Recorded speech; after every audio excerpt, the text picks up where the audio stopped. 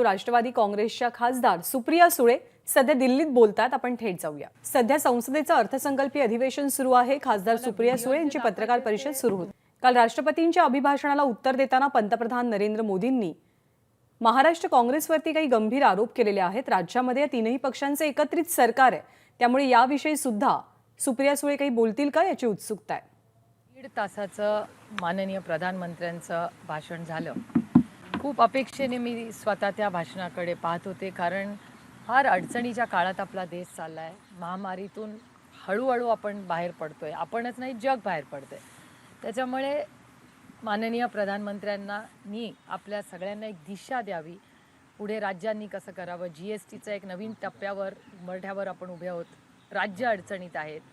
कोविडची तिसरी लाट आत्ता ओसरते. चायनाचा एक अतिशय महत्त्वाचा मुद्दा आहे. आज नोकऱ्यांचे फार मोठं आव्हान किंवा अनएम्प्लॉयमेंट ज्याला म्हणूया, किंवा आहेत त्या नोकऱ्या जात आहेत, नवीन नोकऱ्या तेवढ्या जनरेट होत नाहीत असा केंद्र सरकारचाच डेटा सांगतोय. किंवा सगळ्या पार्श्वभूमीवर एक स्टेट्समन म्हणून, एक प्रधानमंत्री म्हणून खूप अपेक्षेने आम्ही ते भाषण पाहत होतो, ऐकत होतो. आणि दुर्दैव की आपल्या महाराष्ट्राबद्दल जे माननीय प्रधानमंत्री बोलले, हे मला स्वतःला वैयक्तिकपणे फार दुःख देणारी गोष्ट झाली. आणि मला प्रचंड वेदना झाल्यात की आपल्या महाराष्ट्राबद्दल माननीय प्रधानमंत्री असं का बोलत आहेत. ज्या राज्यांनी फुल ना फुलाची पाकळी म्हणा, पण 18 खासदार भाजपला निवडून दिले ह्यावेळेस, म्हणजे माननीय प्रधानमंत्री आज प्रधानमंत्री आहेत, त्याच्यात मोठा सिंहाचा वाटा हा महाराष्ट्रातल्या मतदारांचाही आहे. आणि त्या महाराष्ट्राच्या मतदारांचा आणि महाराष्ट्राचा अपमान हा काल एक कोविड सुपर स्प्रेडर म्हणून त्यांनी केला. हे खूप धक्कादायक आहे आणि खूप दुर्दैवी आहे. म्हणजे कुठल्याही प्रधानमंत्री, भाजपचे प्रधानमंत्री नाही आहेत, ते तुमचे माझे सगळ्यांचे प्रधानमंत्री आहेत, त्या देशाचे प्रधानमंत्री आहेत. आणि एका पक्षाच्या वतीने ते बोलतात आणि एका राज्याच्या वतीने एक प्रधानमंत्री बोलतो, ह्याचं मला भयंकर दुःख झालं की ते म्हणजे एकदा निवडून आले की ते आपले प्रधानमंत्री होतात. त्यांचा मान सन्मान हा आपण सगळ्यांनीच केला पाहिजे. त्याच्यात पक्ष येतच नाही. ती पोस्ट पक्षाची नाही आहे, ती संविधानिक या देशाचा सगळ्यात महत्त्वाचा president of India, prime minister of India देशाचे असतात. त्याच्यामुळे आणखीन ते दुःखदायक होतं महाराष्ट्रासाठी. आणि महाराष्ट्राचं योगदान म्हणजे मी तुम्हाला छोटंसं उदाहरण देते. काल माननीय प्रधानमंत्री अतिशय प्रांजळपणे मी माहिती मांडते की त्यांनी बुकिंग इन श्रमिक स्पेशल ट्रेन्स, आता श्रमिक ट्रेन्सचा जो आढावा हा गव्हर्नमेंट ऑफ रेल्वेजचा कागद आहे, हा महाराष्ट्र सरकारचा कागद नाही, हा केंद्र सरकारचा कागद आहे.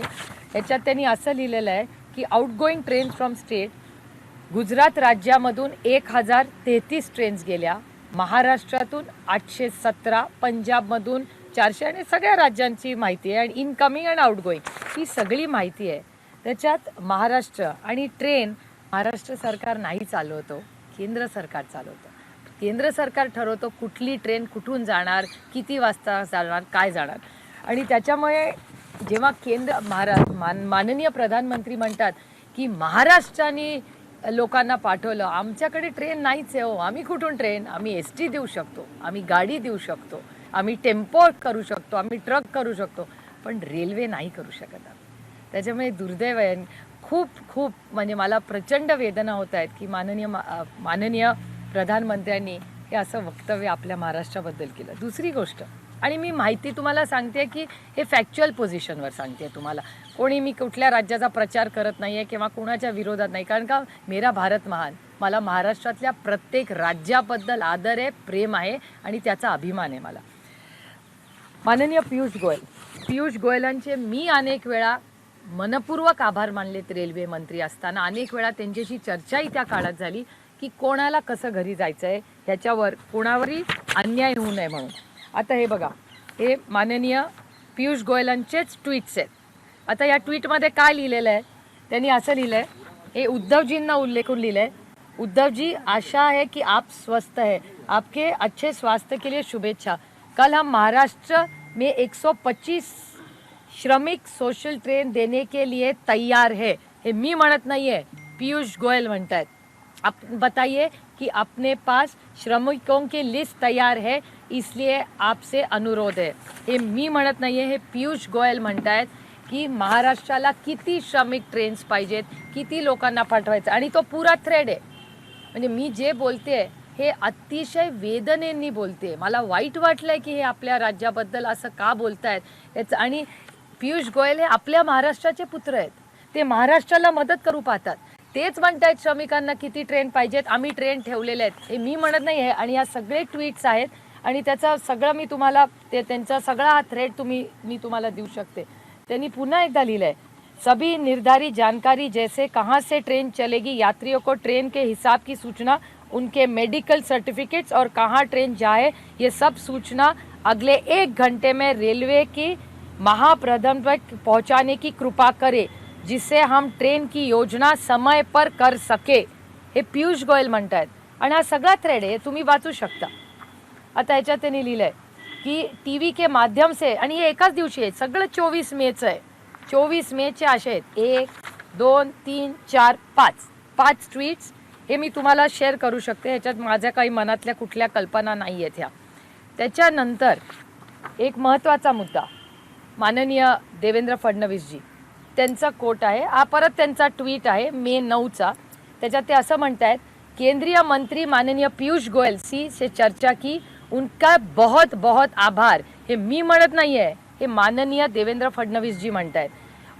उन्होंने तुरंत उत्तर प्रदेश के मुख्यमंत्री श्री योगी जी से चर्चा की और जल्दी ही मुंबई से 10 रेलगाड़ियां उत्तर प्रदेश के लिए रवाना होगी. प्लीज बघा, हे मी म्हणत नाही आहे, हे माननीय आदरणीय देवेंद्र फडणवीसजींनीच पीयूष गोयलजींचे आभार मानलेत. आता माननीय देवेंद्रजीही आपल्या महाराष्ट्राचे आहेत, माननीय पीयूष गोयलजीही आपल्याच महाराष्ट्र आहेत. ते दोघांनी माननीय योगीजी, आता योगीजी माझ्यावर अनेक वर्ष सांसद होते, माझेही त्यांचे अतिशय चांगले संबंध आहेत. अतिशय आम्ही एकत्र अनेक वर्ष पार्लमेंटमध्ये काम केलं. त्यांनी टीव्हीवर अतिशय उत्तम भाषणं त्या काळात पार्लमेंटमध्ये केली होती. जरी आम्ही विरोधात असलो तरी काही बाबतींमध्ये शेवटी आपण जेव्हा राजकारणात समाजकारणात असतो तर काही कामांमध्ये एकमेकाचं ज्याला चांगलं आहे त्याला चांगलं म्हणण्याची पद्धत ही महाराष्ट्राची संस्कृती आहे. आणि त्याच संस्कृतीचा आधार ठेवून आम्ही इथे साधारण कार्यक्रम सगळ्यांचा मान सन्मान ठेवून करतो. त्यामुळे तुम्ही बघताय माननीय प्रधानमंत्री जे बोलले काल, हे दुर्दैव आहे की त्यांच्याच पक्षातले त्यांचे सगळे जे लोक आहेत हे काहीतरी वेगळं बोलत आहेत आणि हे सातत्याने होत आहे. म्हणजे महाराष्ट्राबद्दल हा गैरसमज त्यांच्याच लोकांनी, एक उदाहरण देते ज्याचा व्हिडिओ आहे, त्याचा माझ्याकडे लिहिलेला नाही आहे, पण माननीय हरीशभाई आमचे बंधू आहेत, ते हरीश द्विवेदीजी, ज्यांनी पार्लमेंटमधलं पहिलं भाषण केलं प्रेसिडेन्शियल ॲड्रेसमधलं, अतिशय उत्तम बोलले. 1 तासभर बोलले, बऱ्याच गोष्टी बोलल्या, सगळ्या काही गोष्टी मला पटल्या नाहीत पण बोलले. ते बोलत असताना त्यांनी स्वतः सांगितलं असं, जी ऑन रेकॉर्ड आहे, त्याचा व्हिडिओ मी तुम्हाला देऊ शकते, की श्रमिकांच्या ज्या ट्रेन्स होत्या, प्रत्येक श्रमिकाला ज्याला घरी जायची इच्छा होती त्याला ट्रेननी पोचवण्याचं काम हे आमच्या सरकारने, म्हणजे त्यांच्या सरकारने केलं, असं हरीश भाई आमचे बंधू आहेत ते द्विवेदीजींनी बोलले. त्यांच्या हे गेल्या मागच्याच आठवड्यातली गोष्ट आहे. आता तुम्ही परत मी हिशोब करते की ट्रेनची लिस्ट ही केंद्र सरकारची आहे. माननीय पीयूष गोयलजी बोलले, हे त्यांचे ट्विट्स आहेत. माननीय देवेंद्र फडणवीसजी बोलले, त्यांनीच पीयूष गोयलांचे आभार मानले, ही त्यांचा ट्विटवर त्यांनी मानलेले आहेत. त्याच्यानंतर माननीय आमचे बंधू हरीश द्विवेदीजी जे मागच्या आठवड्यात पार्लमेंटमध्ये बोलले, त्यांनीही या श्रमिकांना कसं माननीय मोदीजींनी व्यवस्थित घरी पोचवलं ह्याच्याबद्दल लिहिलं आहे. त्यामुळे मला, आणि ही माणुसकी विसरलो आपण या महामारीमध्ये. आणि दुर्दैव की माननीय प्रधानमंत्र्यांनी 2च राज्य घेतली, पंजाब आणि उत्तर प्रदेश, बाकीच्यांबद्दल त्यांनी काही उल्लेखच केला नाही. आणि मला एक गोष्ट ही रेकॉर्डवर आणायची आहे की आम्ही सगळ्यांनी पार्लमेंटमध्ये ठरवलं होतं की कोविडच्या काळात अनेक राज्यांमधून लोक एका राज्यातून दुसऱ्या राज्यात, काही कुटुंब असतील किंवा श्रमिक गेले असतील, तेव्हा त्यांचं खाण्याचं असेल, त्यांना औषध असेल, कुणाला बेड लागला असेल, ह्या देशातले अनेक खासदार आहेत ज्यांनी आम्ही एकामेकाला मदत मागितली त्या काळात. आणि ओपनली ट्विटरच्या माध्यमातून आणि पार्लमेंटमध्ये आम्ही एकामेकाचे ऑफिशियली आभार मानलेले. मी आभार मानलेले. काही मराठी लोक कुठे अडकले होते, एखाद्या खासदाराला फोन केला, त्या राज्यांनी मदत केली, त्यांचं आभार मानणं हे माझं कर्तव्य आहे. ही माझी मराठी आणि भारतीय संस्कृती आहे. तसंच अनेक भाजपचे खासदार आहेत ज्यांनी ऑन रेकॉर्ड महाराष्ट्राचे आभार मानलेत की आमच्या छत्तीसगड असेल, झारखंड असेल, यूपी असेल, बिहार असेल, त्यांचे आम्हाला फोन आले आणि त्यांचाही मनाचा मोठेपणा आहे की त्यांनी पार्लमेंटमध्ये महाराष्ट्र सरकारचे, आमच्या सगळ्यांचे आभार मानले. काय माणुसकी विसरलोय आपण? इतकं आपलं राजकारण आता अशी इतकी पातळी झाली आपली खालची की आपण माणुसकी पण विसरणार आहोत अशा काळात. त्यामुळे खरं तर नवाबभाई म्हणले ही गोष्ट खरी आहे की कोण कोविड सुपर स्प्रेडर आहे हे प्रत्येकाने आत्मचिंतन केलं पाहिजे. एक, लॉकडाऊन करायच्या आधी मला आठवतं आहे पार्लमेंट सुरू होतं आणि पार्लमेंटमध्ये ऑन रेकॉर्ड तुम्ही ही गोष्ट चेक करू शकता, कारण का मी कुठलीही गोष्ट कुठलाही आधार किंवा सत्य असल्याशिवाय उगाच खोटे नाटे आरोप करत नाही कधी कुणावर. पण माननीय सौगता रॉय जे पार्लमेंटमध्ये बोलले, तृणमूल काँग्रेसचे आहेत, ते स्वतः माननीय प्रधानमंत्र्यांपर्यंत चालत गेले पार्लमेंटमध्ये आणि म्हणाले राज्यांचं मत आहे की पार्लमेंट आपण लवकर संपवलं पाहिजे, कारण का कोविडची महामारी पसरते असं सगळीकडेच आहे. प्रत्येक खासदारांनी आणि आपल्या आपल्या राज्यात जाऊन काय चाललंय हे बघितलं पाहिजे. तेव्हा ते असं म्हणाले की नको आत्ता बघूया, नंतर बघूया काय करायचं, कारण का मध्य प्रदेशचं सरकार पाडण्यामध्ये हे सगळे व्यस्त होते. हे दुर्दैव आहे की ह्या कोविडच्या काळात जिथे माणुसकीचा म्हणजे सर्व ओळख असू दे किंवा नसू दे, लोकांनी धावून धावून एकासाठी मदत केली, लोकांनी रक्तदान केलं, एकामेकासाठी रस्त्यात थांबून स्वयंपाक केला. मला अजून ते दृश्य आठवतंय. मला एक फोटो कोणीतरी पाठवला होता. एक महिला, तिच्या मागे एक बॅग होती, त्याच्यावर एक मूल झोपलं होतं आणि ते वडील ती बॅग खेचत होते आणि त्याच्या खाली एक टॅगलाईन होती, तुझसे नाराज नाही जिंदगी हैरान हूं मैं. मला आज माननीय प्रधानमंत्र्याला हाच प्रश्न विचारायचा आहे की माननीय प्रधानमंत्री जी, मैं आपसे नाराज नहीं हूँ, हैरान हूँ मैं आपसे की तुम्ही आज माझ्या महाराष्ट्राबद्दल किंवा आमच्या लोकांबद्दल आम्ही सुपर स्प्रेडर्स आहोत म्हणून असं कसं बोलला. त्याला सायंटिफिक टेम्परमेंट पण नाही, सायंटिफिक त्याला बॅकग्राऊंड पण, थोडासा सायंटिफिकली पण त्यांनी आरोप केला असताना तरी मी कबूल केला असता. पण कसं काय ते असं बोलले, खरंच असली म्हणजे. आणि मी तुम्हाला एव्हिडन्स बेस सगळं सांगितलंय. मी टीका करायची म्हणून त्यांच्यावर टीका करत नाही, पण मी एक महाराष्ट्रातली मुलगी म्हणून, एक खासदार म्हणून आज या प्रधानमंत्र्याकडे न्याय मागते की का तुम्ही आमच्यावर असं टीका केली, का तुम्ही आमच्या असा विरोधात बोलला, किंवा का तुम्ही असा द्वेष राज्यांमध्ये पसरवताय. ही एक प्रांजळ महिला आज प्रधानमंत्र्याकडे न्याय मागते. नाही, मग ही प्रतिक्रिया काय कारण वाटतं? आलेले आहेत त्यामुळे निवडणुकीच्या दृष्टीने विधान आहे असं वाटतं. आणि महाराष्ट्राबद्दल इतका द्वेष का, काय वाटतं तुम्हाला? त्यांना महाराष्ट्राबद्दल इतका का द्वेष वाटतो याचं उत्तर तेच देऊ शकतात, मी नाही देऊ शकत. सातत्याने महाराष्ट्रावर टीका असू दे किंवा महाराष्ट्रातले महत्त्वाचे प्रोजेक्ट्स असू दे, हे सगळे महाराष्ट्रातून बाहेर नेणं किंवा मुंबईचं महत्त्व कमी करणं, याच्यात काय त्या सगळ्यांना गंमत येते हे मला माहिती नाही. हे अतिशय दुर्दैवी आहे. आणि महाराष्ट्र, एक तुम्हाला सांगते, महाराष्ट्र कधी दिल्लीच्या तख्तापर्यंत झुकलेला नाही आणि तो झुकणारही नाही, हेही मला तुम्हाला सांगायचं. नाही, पण ज्या पद्धतीनं महाविकास आघाडीचं सरकार राज्यात आलं त्याच्यामुळे हा राग आहे का? ह्याचं उत्तर मी नाही देऊ शकत, ते तेच देऊ शकतात. पण हे दुर्दैवी आहे आणि माझी अपेक्षा आहे की महाराष्ट्रातल्या कुठल्याही, हा पक्षाचा विषयच नाही, हा राज्याच्या अस्मितेचा पक्ष आहे. भाजपमधल्याही मी आमदार खासदारांना विनंती करीन की तुम्ही उभं राहिलं पाहिजे, राज्याच्या वतीने उभं राहिलं पाहिजे, कारण हे आम्हाला पंजाब राज्य आपली संतांची भूमी आहे, आपलं नातं किती जवळचं आहे. नामदेव महाराजांचं जेवढं आपण कौतुक आणि प्रेम करतो तेवढंच पंजाबनीही केलेलं आहे. तो धागा प्रेमाचा, विश्वासाचा, संतांचा हा किती आपल्याला जवळ आणतो. उत्तर प्रदेशात आपलं नातं, किती खासदार आहेत किंवा आमची जुनी नाती आहेत. माननीय चंद्रशेखरजींचं महाराष्ट्रावरचं विशेष प्रेम, या देशाचा प्रधानमंत्री होऊन गेले, ते पण उत्तर प्रदेशचेच आहेत ना. किती घनिष्ठ संबंध आपले आहेत, किती गोष्टी एकत्र, विश्वासाच्या नात्याने लोक, उत्तर प्रदेशचे लोक महाराष्ट्रात येतात. आपण एकत्र अनेक वर्ष काम करतो, तर आपल्यांमध्ये आणि त्यांच्यात अंतर आणण्याचं काम हे एका प्रधानमंत्र्याच्या भाषणातून होऊ शकतं, हे मला धक्कादायक आहे आणि दुर्दैवी आहे. सध्या पार्लमेंट चालू आहे, या संदर्भात काही खासदार तुम्ही विरोधी पक्षांची एकत्र येऊन याबाबत काय भूमिका घेणार आहात? नाही, अर्थातच मी म्हणूनच तुमच्या माध्यमातून माननीय प्रधानमंत्र्यांना विनंती करते आणि पुन्हा पुन्हा हे करते की तुमसे नाराज नहीं हूँ मैं, सिर्फ हैरान हूँ मैं की या देशाचे प्रधानमंत्री माझ्या राज्याबद्दल असं का बोलतात. कालच्या भाषणामध्ये त्यांनी महागाई संदर्भात सुद्धा काही वक्तव्य केले की नेहरू सुद्धा अशा पद्धतीने आंतरराष्ट्रीय कारणं देत होते आणि आता सुद्धा सरकार जे आहे ते काही आंतरराष्ट्रीय घटकामुळे प्रभावित आहे, पण आम्ही प्रयत्न करतो असं त्यांचं म्हणणं होतं. Two wrongs don't make a right ना. तुम्ही एवढी टीका काँग्रेसवर एरवी करता पण हे विसरून जाता. मग दरवेळेस उदाहरण देताना तुम्ही काँग्रेसचंच उदाहरण देता. मग तुमच्यात आणि काँग्रेसमध्ये अंतर काय राहिलं? मग तुम्ही एकाच आहात ना. दरवेळेस ते उदाहरण देताना तुम्ही हे केलं तेव्हा आम्ही हे केलं, ह्याच्यात चूक काय? Two wrongs don't make a right. तुमच्यात आणि त्यांच्यात अंतरच नाही राहिलं. मग कशाला टीका करता काँग्रेसवर? कबूल करा. आज एका वर्तमानपत्रात मी वाचलं की 60 मिनिटाच्या भाषणामध्ये, पहिल्या 60 मिनिटाच्या 50 वेळा काँग्रेसचं नाव घेतलं. आपण कुणाचं नाव कधी इतकं घेतो जेव्हा आपल्याला काहीतरी आस्था वाटते ना, नाही तर कशाला नाव घेतलं असतं आपण. पण पंतप्रधान राष्ट्रपती भाषणावर बोलण्यापेक्षा इतर विषयावरती बोलतात. तो राष्ट्रपती भाषणाचा अवमान वाटत नाही का? कारण की अभिभाषणावरती साधारणतः त्या विषयावरती चर्चा होते. यापूर्वीची परंपरा जर बघितली पार्लमेंटची, तर त्यामध्ये साधारणतः अभिभाषणावरच नेहमी चर्चा होती. टीका करायची असेल एखाद्या विषयावर, पण संपूर्ण अभिभाषणावर डावलून फक्त टीका नाही करणे नाही, हा माझं अपमान म्हणणं आहे टीका ही सगळ्यांनी केली पाहिजे, त्याच्यात काही गैर नाही. तो अधिकार आपल्याला भारतरत्न डॉक्टर बाबासाहेब आंबेडकरांनी दिलाय. ह्याला तर व्हायब्रंट डेमोक्रेसी म्हणतात. टीका आम्ही त्यांच्यावर करावी, त्यांनी आमच्यावर करावी. पण काहीतरी त्याला म्हणजे प्रधानमंत्र्यांकडून मला खूप अपेक्षा होत्या. मला असं वाटलं की ते देशाला काहीतरी डायरेक्शन काल देतील, की आपण सगळ्यांनी म्हणून काय केलं पाहिजे म्हणजे देश पुढे जाईल. ह्या अपेक्षेने मी बघत होते. आणि मी तुम्हाला पुन्हा एकदा अतिशय प्रांजळपणे सांगते की एकदा निवडून आल्यावर ते पक्षाचे प्रधानमंत्री नसतात, ते तुमचे माझ्या देशाचे प्रधानमंत्री असतात.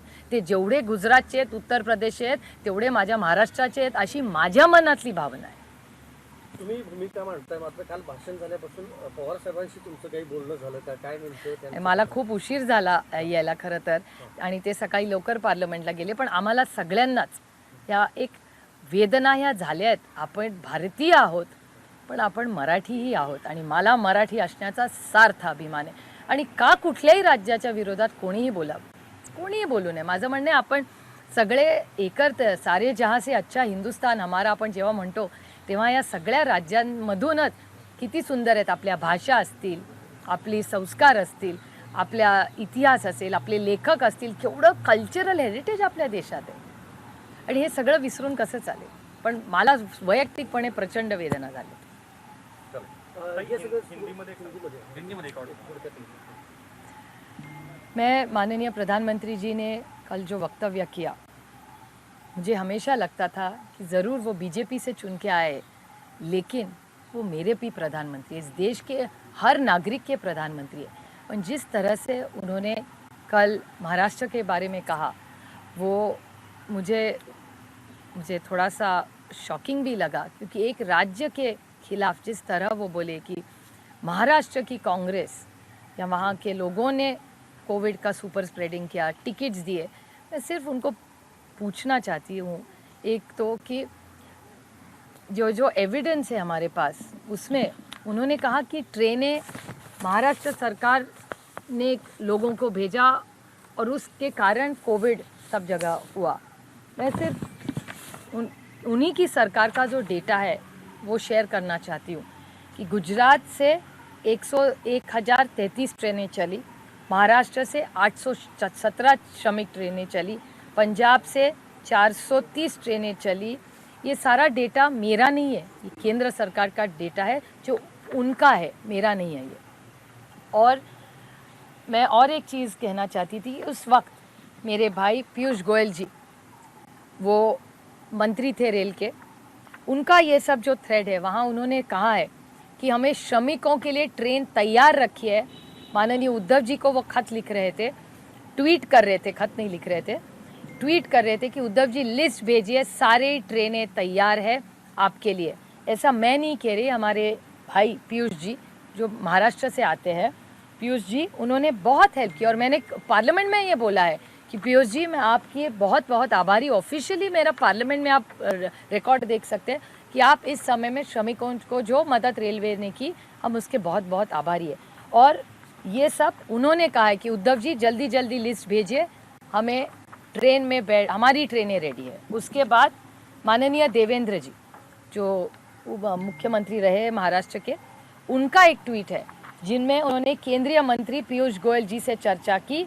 उनके बहुत बहुत आभार. उन्होंने तुरंत उत्तर प्रदेश के मुख्यमंत्री योगी जी से चर्चा की और जल्द से जल्द मुंबई से 10 ट्रेन रेलगाड़ियाँ उत्तर प्रदेश के लिए रवाना होगी. तो इसमें योगी जी का भी योगदान है. तो योगी जी और पीयूष गोयल जी और देवेंद्र फडणवीस जी एक दूसरे के आभारी है कि उन्होंने ट्रेन एक दूसरे को दी है श्रमिकों के लिए। तो सुपर स्प्रेडर हम कैसे बने? आप हमें सुपर स्प्रेडर कह रहे हो और ये एविडेंस देखिए आप, और ये सारा ट्विटर पे है, कोई मैंने बनाई हुई चीज़ें नहीं है, आप सब वेरीफाई कर सकते हैं, ये सारे आपके लिए मैं शेअर कर सकती हूँ ये पूरे डिटेल्स। राज्यात एक विषय असा आहे, लता दीदींच्यावर अंत्यसंस्कार झाल्यानंतर त्यांचं स्मारक शिवाजी पार्कमध्ये व्हावं अशी एक मागणी होती आणि राम कदमांनी पवार साहेबांना एक पत्र लिहिले की महाविकास आघाडी सरकारला तुम्ही सांगणार का की तिथं स्मारक बनवण्यात यावं. मला वाटतं पवार साहेब त्याचं उत्तर द्यायला खंबीर आहेत. जर त्यांना पत्र लिहिलं असेल तर त्याचं ते उत्तर देतील. पण भाजप राजकारण करते असं वाटतं स्मारक. मी त्याचा काही फारसा विचार करत नाही. दीदी गेल्यामुळे सगळ्यांना आपल्याला दुःख झालेलं आहे. आता त्याच्यातून सावरही होतं आधी. इतके असंवेदनशील होऊया नको की माणूस गेलाय, अजून त्याची अस्थी पण आपण नाही घेतलेल्या आणि त्याच्या आधीच ह्या चर्चा होत आहेत. ह्याच्यात सगळे किती असंवेदनशील आहेत. मी तर त्या धक्क्यातूनच अजून बाहेर नाही आले. तुमचा एक फोटो देखील सोशल मीडियावर व्हायरल झाला होता. महाराष्ट्राची संस्कृती त्यानं देशानं पाहिजे असं देखील कौतुक तुमचं करण्यात आलं. त्याच्यात काय कौतुक नाही हो. कुठलीही आई किंवा वडील, तुम्ही तुमच्या आई वडिलांचं नाही का करणार? त्याच्यात काय कौतुक? हे आपले संस्कार आहेत आणि ते पाळलेच पाहिजे. त्याच्यात काही कौतुकाची अजिबात गोष्ट नाही. ओके, चला, थँक्यू. हा डेटा कुणाला पाहिजे आणि तो व्हिडिओ पण आहेत सगळे. बरं आहे माझ्याकडे. You know that videos, those you have them.